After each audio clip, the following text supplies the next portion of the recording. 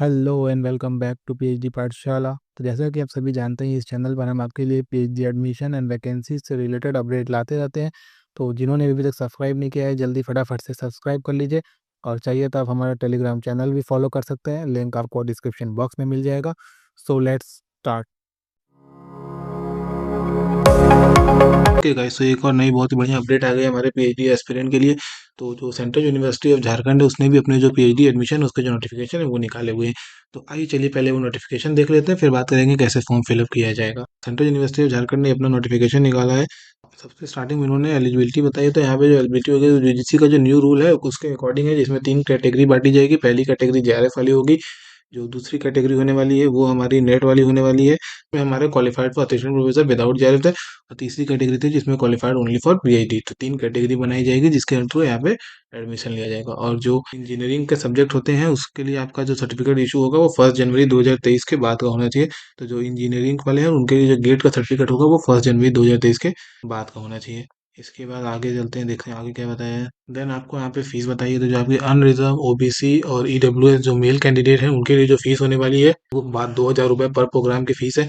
और एक से ज़्यादा अप्लाई करते हैं तो उसके बाद सभी के लिए 800 रुपये लगेगा। SC ST के लिए आपका 1500 और उसके बाद के लिए 700। और जो हमारा PWD और फीमेल कैंडिडेट है उनके लिए 1,000 रुपये फीस होने वाली है और 600 रुपये उनके लिए नेक्स्ट प्रोग्राम पे अप्लाई करने के लिए होगी। तो इसके बाद आपको यहाँ पे सिलेक्शन क्राइटेरिया बताया। जो सिलेक्शन क्राइटेरिया वाले जो हमारा कैटेगरी सेकंड और कैटेगरी थर्ड में जो हमारे कैंडिडेट आएंगे उनके लिए जो जो उसका जो 70% जो वेटेज होगा वो उनका जो होगा यूजीसी नेट, CSIR नेट या गेट जो भी उनका जो एग्जाम दे के आ रहे हैं उसका वेटेज होने वाला है। और 30% उनका इंटरव्यू का वेटेज होगा। और जो हमारे जो कैटेगरी वन में जो क्वालिफाइड होंगे उनके लिए जो वेटेज होगा उनके लिए पूरा पूरा क्या होगा, इंटरव्यू का ही वेटेज होगा। उसके बाद आपको यहाँ पे एडमिशन की प्रोसेस दिया हुआ है। तो यहाँ पे आपको लिंक प्रोवाइड कराया हुआ है इन्होंने। आप इस लिंक पे क्लिक करके डायरेक्ट इनका फॉर्म फिलअप कर सकते हैं। देन आपको फॉर्म का प्रोसीजर बताया, आपको रजिस्टर करना पड़ेगा। देन उसके बाद फॉर्म सारी डिटेल फिल करेंगे, फीस पेमेंट करेंगे, आपका फॉर्म फिलअप हो जाएगा। रिजर्वेशन पॉलिसी में अगर किसी का सर्टिफिकेट से बिलोंग करे तो वो 5% का मार्क्स का रिलैक्सेशन मिल जाएगा।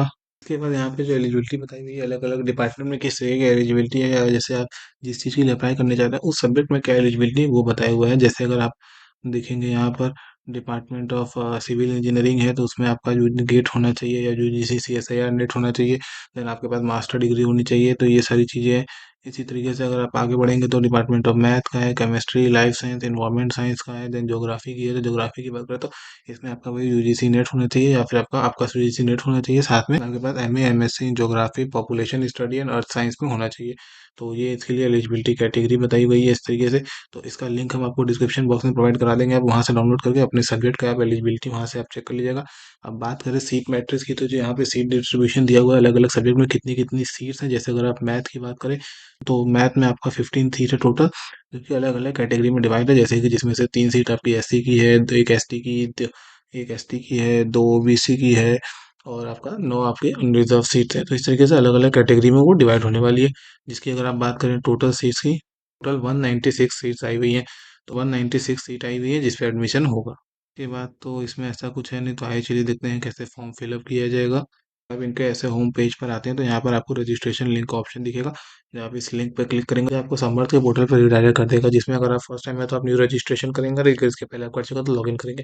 तो जब आप न्यू रजिस्ट्रेशन पे क्लिक करते हैं, इस तरह का इंटरफेस आपके सामने आएगा, जिसमें अपनी बेसिक डिटेल वगैरह डाल के अपने आप को आप यहाँ पे रजिस्टर कर सकते हैं। इसके बाद अपनी नॉर्मल एकेडमिक डिटेल और एड्रेस वगैरह बाकी जो बेसिक डिटेल्स होती है उसको फिलअप करके अपने आप को रजिस्टर करेंगे। देन फीस पेमेंट करेंगे तो आपका जो फॉर्म है वो सबमिट हो जाएगा। तो आपको फॉर्म फिलअप करने किसी और देख के भी कोई क्वेरी होगी तो आप कमेंट करके जरूर बताइएगा। बाकी इसी तरीके की और नई नई वीडियोज़ के लिए सब्सक्राइब कर लीजिए हमारा चैनल PhD पाठशाला। Thank you.